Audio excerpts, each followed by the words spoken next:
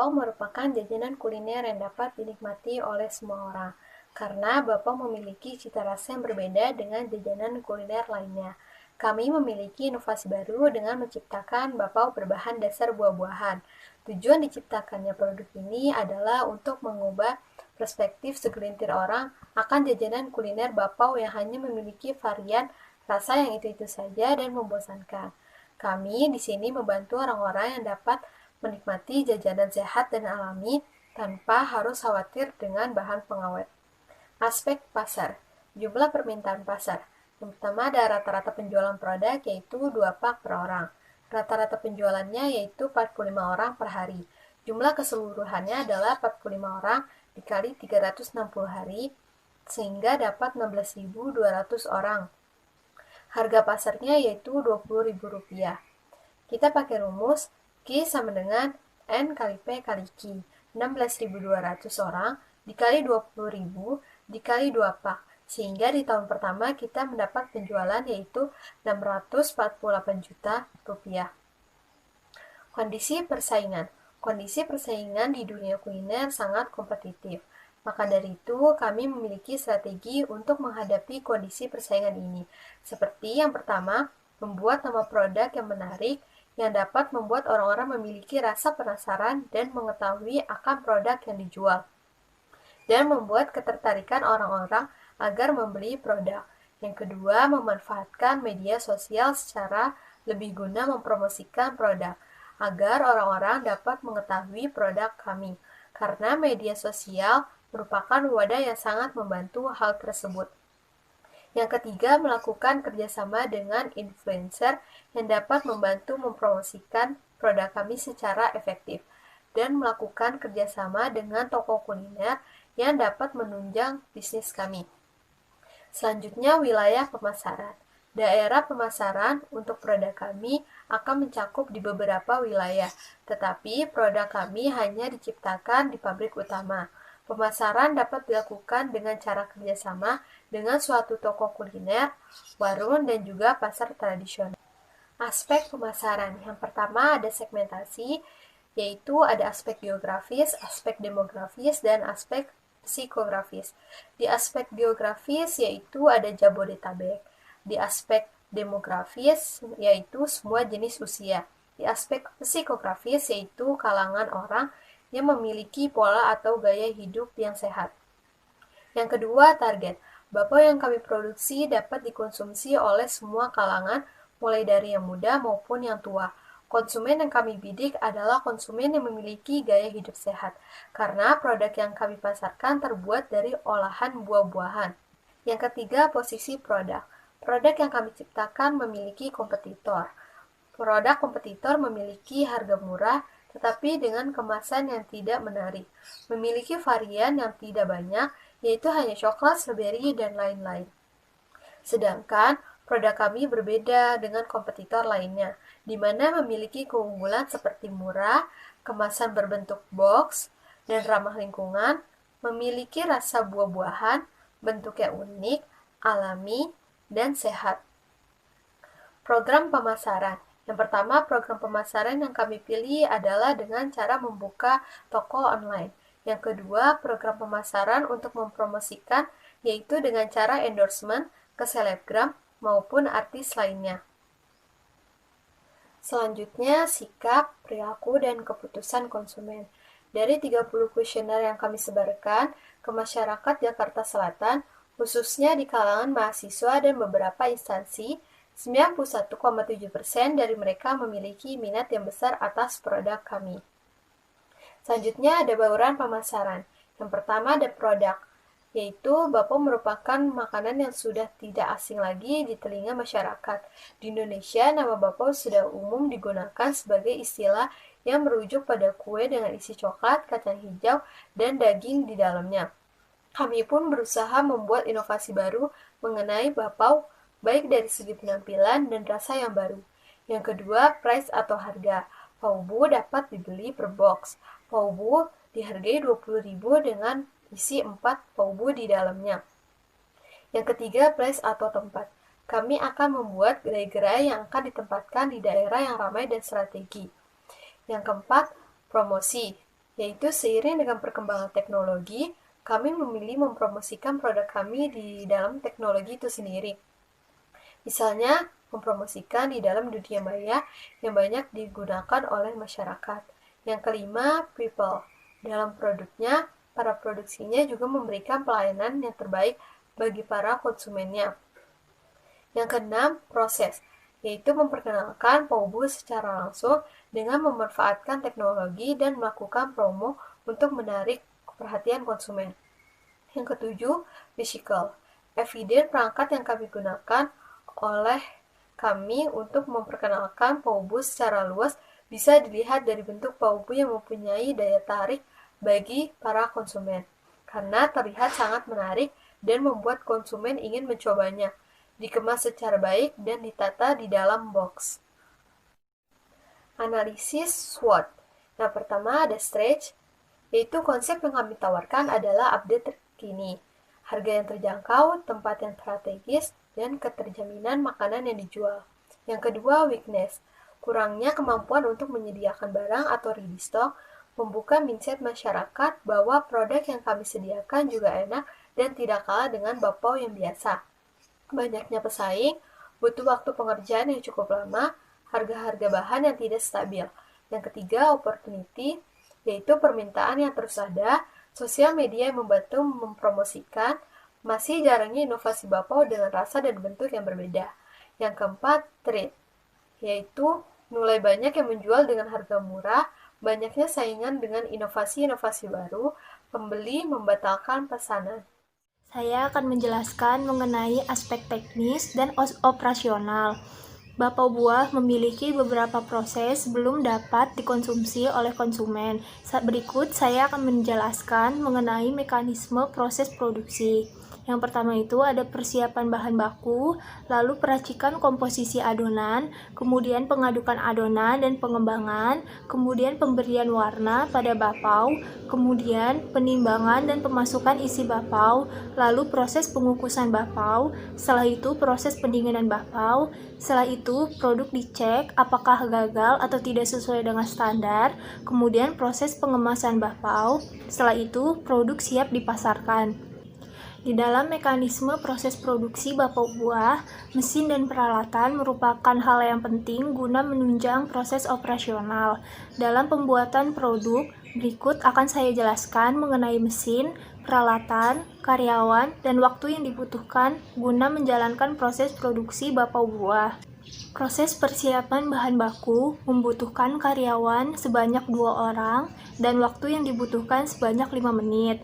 Peracikan komposisi membutuhkan peralatan berupa timbangan, sendok takar, ember, dan gayung dengan jumlah karyawan yang dibutuhkan sebanyak 3 orang dan waktu yang dibutuhkan sebanyak 10 menit.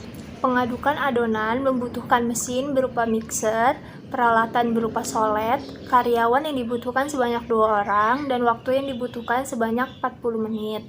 Pemberian warna membutuhkan mesin yaitu mixer, peralatan berupa sendok takar, karyawan berjumlah 1 orang, dan waktu yang dibutuhkan 5 menit.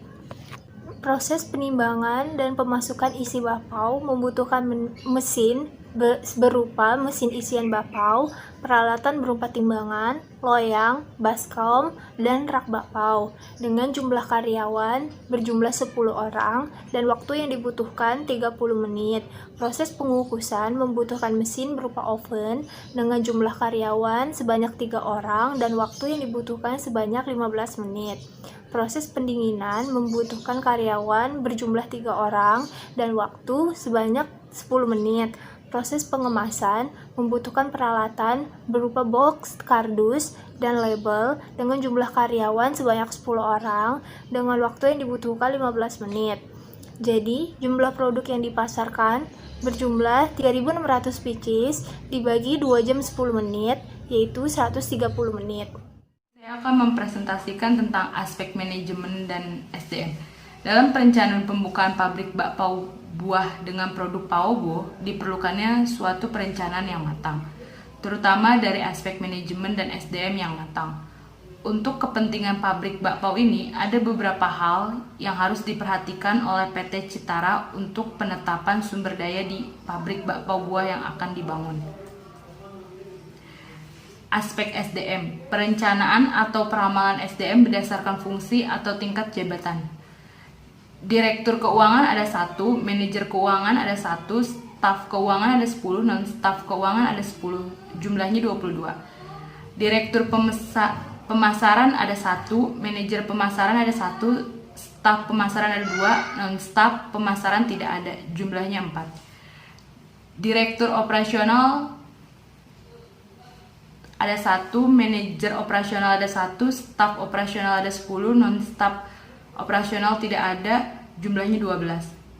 Direktur SDM ada 1, manajer SDM ada 1, staf SDM ada 10, non-staf SDM tidak ada, jumlahnya 12. Perencanaan atau peramalan SDM berdasarkan fungsi atau tingkat pendidikan. Direktur SMA tidak ada, manajer SMA tidak ada, staf SMA ada 13, non-staf SMA ada 16. Jumlahnya 29. Direktur S1 tidak ada, manajer S1 ada 2, staf S1 ada 25, non-staf S1 ada 4, jumlahnya 31. Direktur S2 ada 2, manajer S2 ada 2, staf S2 ada 4, non-staf S2 tidak ada, jumlahnya 8.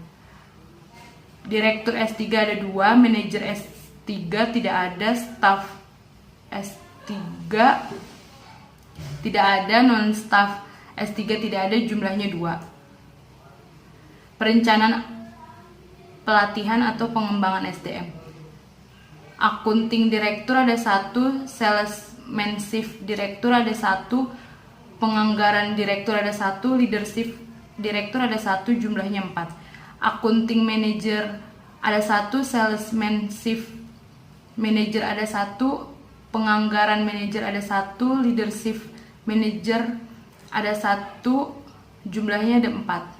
Akunting staff ada 1, salesmanship staff ada 1, penganggaran staff ada 1, leadership staff ada 1, jumlahnya 4. Akunting non-staff ada 1, salesmanship non-staff ada 1, penganggaran non-staff ada 1, leadership non-staff ada 1, jumlahnya ada 4. Perkiraan biaya SDM. Biaya rekrutmen direksi 1 juta, gaji direksi 8 juta, tunjangan direksi 3 juta, biaya pelatihan direksi 3 juta, biaya pengembangan direksi 800, dan lain-lain direksi 70.000, jumlahnya 13.170.000. Biaya rekrutmen manajer 800.000, gaji manajer 7 juta, tunjangan manajer 200.000, biaya pelatihan manajer 2.800.000, biaya pengembangan manajer 700, dan lain-lain manajer 50. Jumlahnya 11.550.000. Biaya rekrutmen staff 600.000, gaji staff 5 juta, tunjangan staff 150, biaya pelatihan staff 2.600.000, biaya pengembangan staff 600, dan lain-lain staff 40.000. Jumlahnya 8.990.000. Biaya rekrutmen non-staff 400.000, gaji non-staff 4 juta, tunjangan non-staff 100.000, biaya pelatihan non-staff 2.400.000, biaya pengembangan non-staff 500, dan lain-lain non-staff 30.000, jumlahnya 7.430.000. Di sini ada aspek hukum. Hak direksi perseroan terbatas. Berdasarkan Undang-Undang Nomor 40 Tahun 2007, hak dari direksi di sebuah PT adalah: yang pertama, berwenang menjalankan pengurusan perusahaan untuk kepentingan perseroan dan sesuai dengan tujuan perseroan. Yang kedua, mendapatkan gaji dan tunjangan berdasarkan rapat umum pemegang saham. Yang ketiga, mewakili perseroan baik di dalam maupun di luar pengadilan. Yang keempat, memberikan kuasa tertulis kepada satu orang karyawan, perseroan atau lebih kepada orang lain untuk dan atas nama perseroan melakukan perbuatan hukum tertentu sebagaimana yang diuraikan dalam surat kuasa. Kewajiban direksi perseroan terbatas. Yang pertama, membuat daftar pemegangan saham, daftar khusus, risalah RUPS, dan risalah rapat direksi. Yang kedua, membuat laporan tahunan sebagaimana dimaksud dalam pasal 66 dan dokumen keuangan perseroan sebagaimana dimaksud dalam undang-undang tentang dokumen perusahaan. Yang ketiga, memelihara seluruh daftar risalah dan dokumen keuangan perseroan sebagaimana dimaksud pada huruf A dan huruf B dan dokumen perseroan lainnya. Yang keempat, atas permohonan tertulis dari pemegang saham, direksi memberikan izin kepada pemegang saham untuk memeriksa daftar pemegang saham, daftar khusus, risalah RUPS dan laporan tahunan, serta mendapatkan salinan risalah RUPS dan salinan laporan tahunan. Yang kelima, anggota direksi wajib melaporkan kepada perseroan mengenai saham yang dimiliki anggota direksi yang bersangkutan dan atau keluarganya dalam perseroan dan perseroan lain untuk selanjutnya dicatat dalam daftar khusus.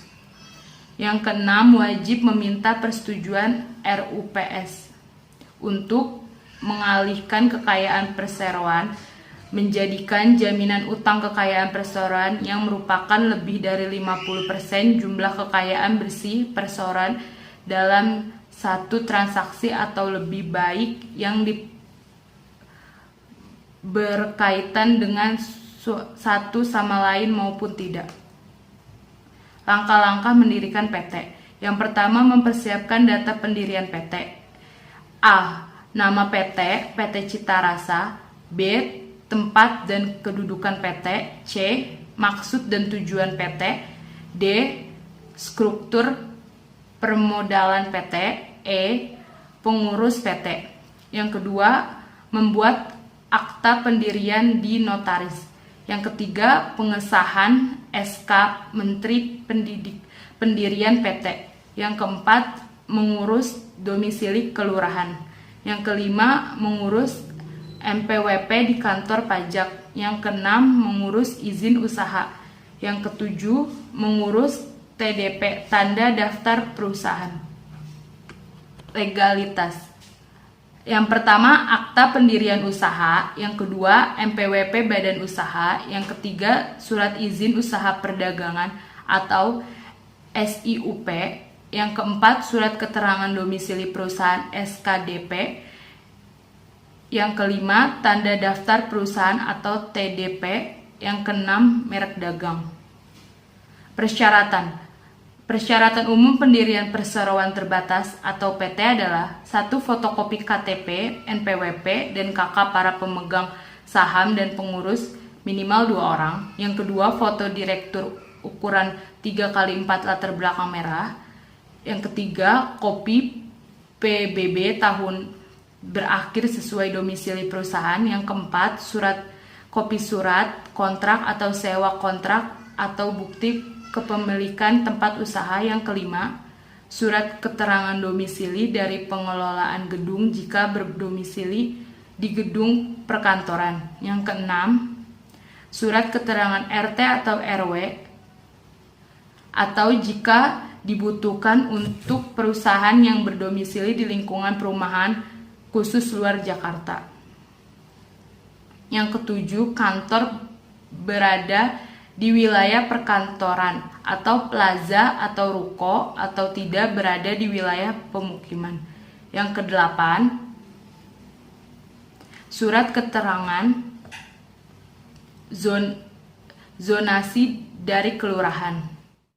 Selanjutnya, aspek ekonomi, sosial, politik, dan budaya. Yang pertama, aspek ekonomi. Dapat meningkatkan ekonomi rumah tangga dengan membuka lapangan kerja bagi masyarakat, sekaligus mengurangi pengangguran yang ada. sehingga pendapatan keluarga akan jauh lebih meningkat. PAUBU mempekerjakan lebih dari 10 orang karyawan yang berarti kami telah membantu untuk mengurangi pengangguran yang ada di Indonesia.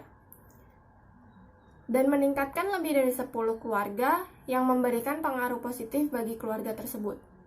Yang kedua, menggali, mengatur, dan menggunakan ekonomi sumber daya alam melalui penggunaan lahan yang efisien dan efektif.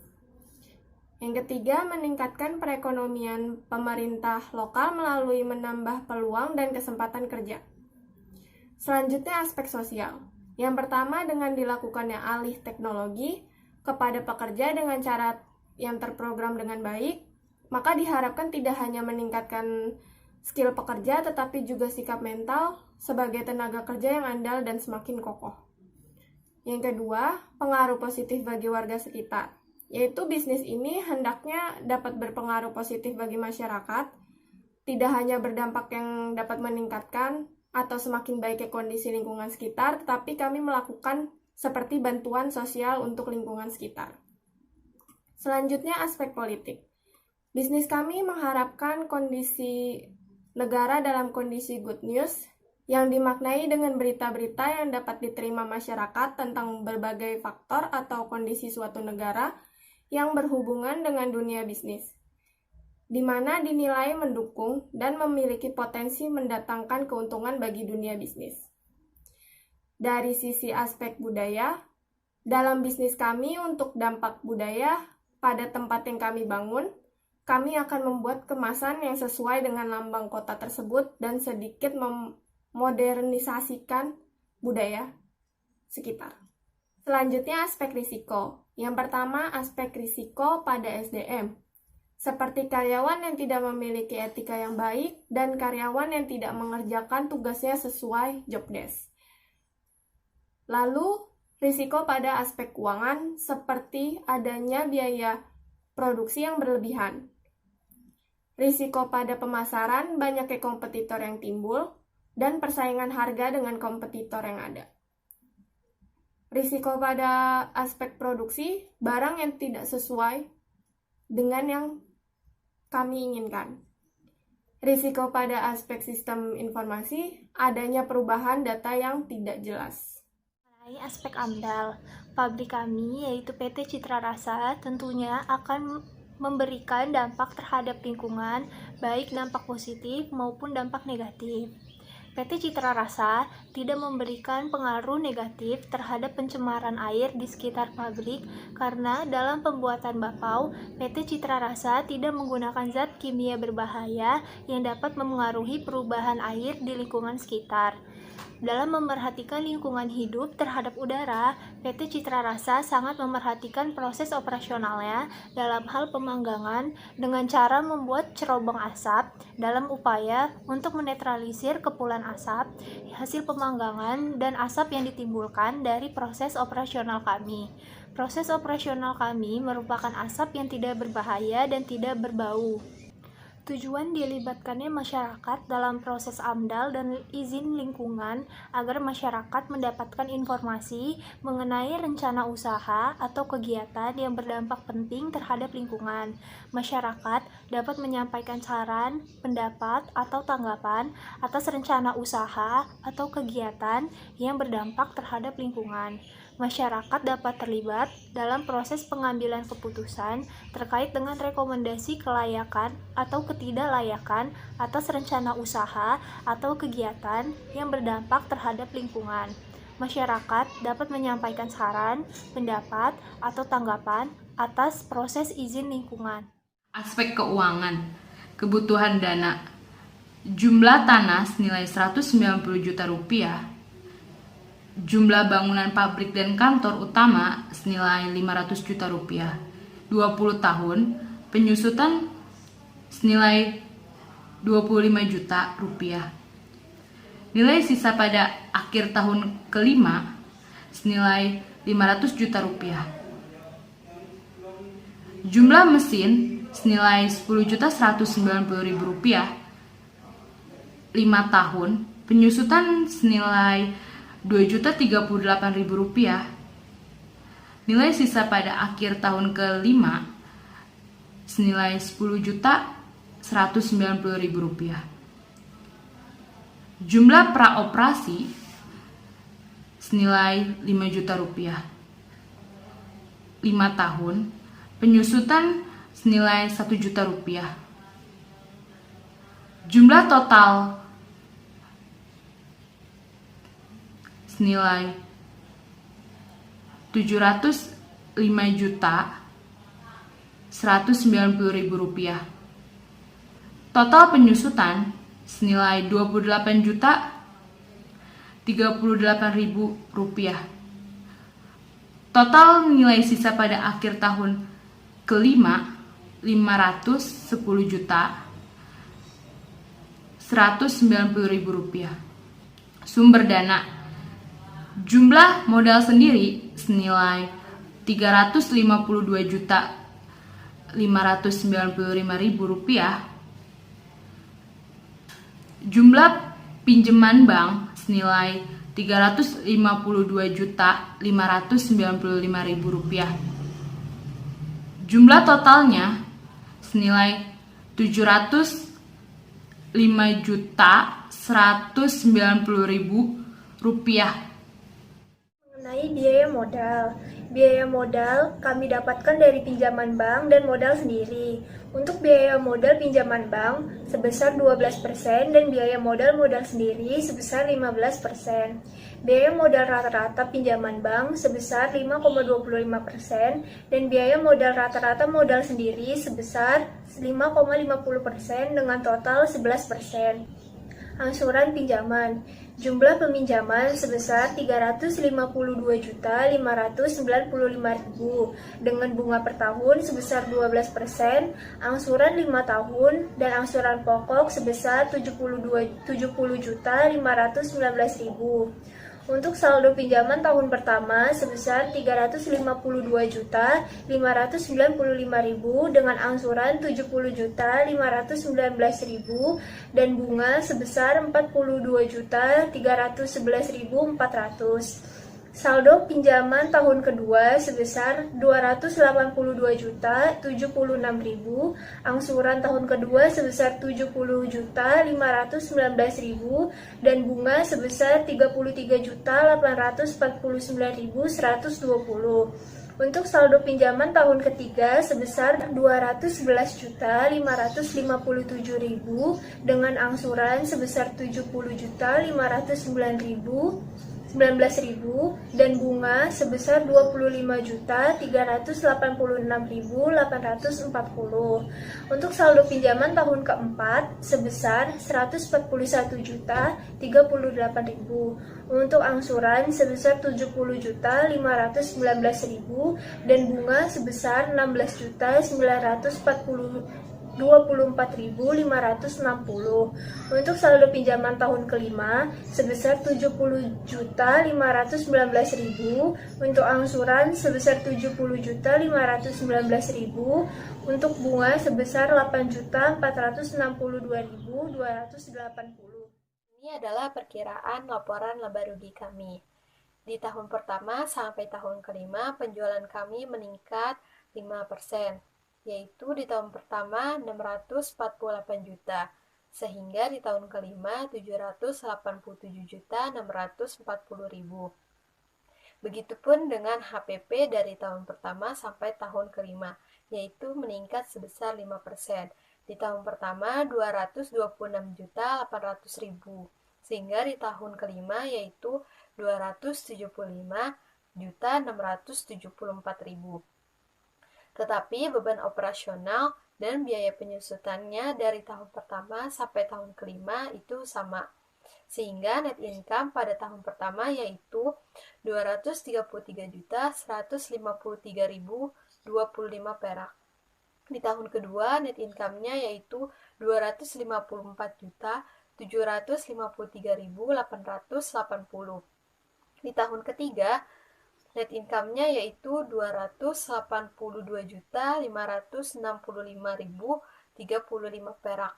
Di tahun keempat, Rp311.343.065 perak. Di tahun kelima, Rp341.133.470 Laporan arus kas, biaya penyusutannya yaitu 28.038.000.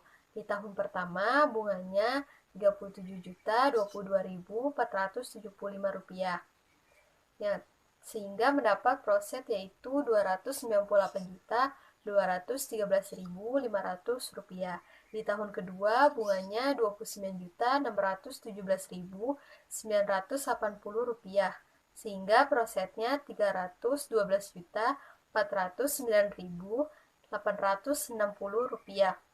Di tahun ketiga bunganya Rp22.213.485, sehingga prosetnya Rp322.816.520. Di tahun keempat bunganya Rp14.008.990, sehingga prosetnya Rp354.190.055. Di tahun kelima bunganya Rp7.404.495.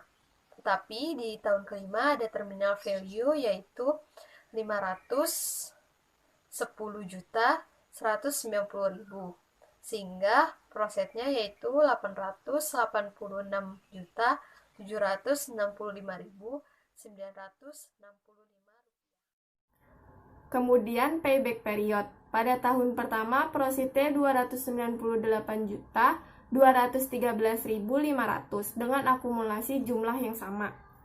Lalu di tahun kedua prositnya Rp312.409.860 dengan akumulasi Rp610.623.360. Pada tahun ketiga prositnya Rp322.816.520 dengan akumulasi Rp943.439.880.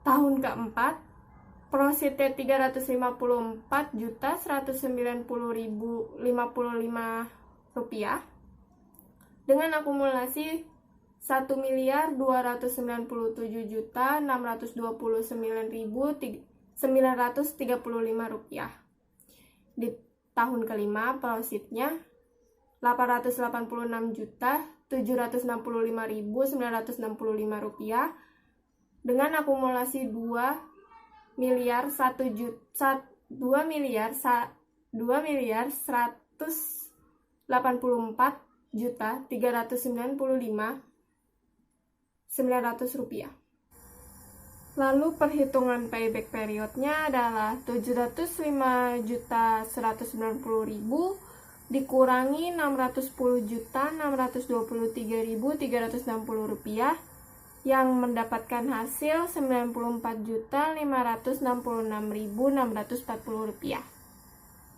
Hasil tersebut dibagi dengan Rp886.965.965 yang mendapatkan hasil dikalikan dengan 12 menjadi 1,28.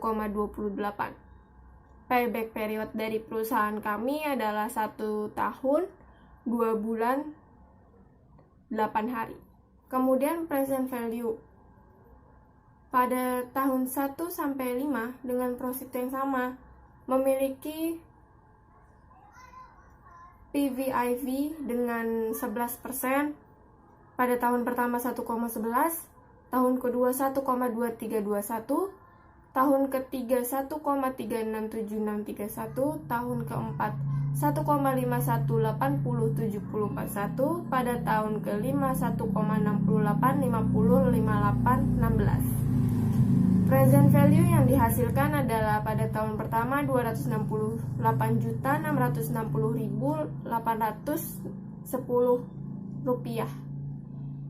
Lalu present value ke tahun kedua Rp253.558.850. Pada tahun ketiga Rp243.352.571. Pada tahun keempat Rp233.350.000. pada tahun kelima 526.252.438. Hasil yang didapatkan present value-nya adalah 1.525.145.140.631 rupiah dengan investasi 705.190.000.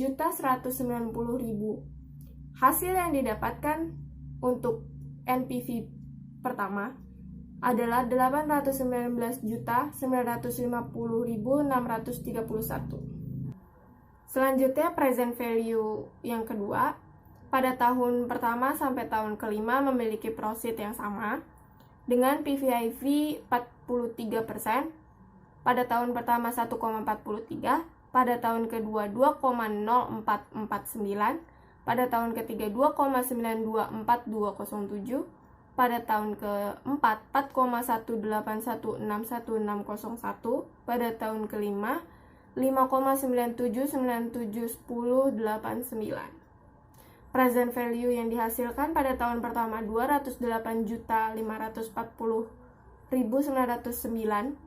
rupiah, pada tahun kedua 152.775.128 rupiah, pada tahun ketiga 113.814.282 rupiah, pada tahun keempat 80.001.717 rupiah, pada tahun kelima 148.295.792 rupiah. Present value kedua yang dihasilkan adalah 708.127.829 rupiah dengan investasi yang sama dengan present value yang pertama, yaitu 705.190.000 rupiah. Dapat dihasilkan net present value yang kedua adalah 2.937.829 rupiah. Kemudian internal rate of return atau lebih dikenal dengan IRR memiliki rumus present value 1 dibagi dengan present value 1 dikurangin present value 2, yang hasilnya kemudian dikalikan dengan R2 dikurangin R1. Hasil yang didapatkan dari perhitungan IRR bisnis kami adalah 0,431152. Profitability index yang kami hasilkan yaitu 1.525.140.631, yang kemudian dibagi dengan 705.190.000 yaitu investasi kami. Dapat dihasilkan profitability index kami itu 2,163.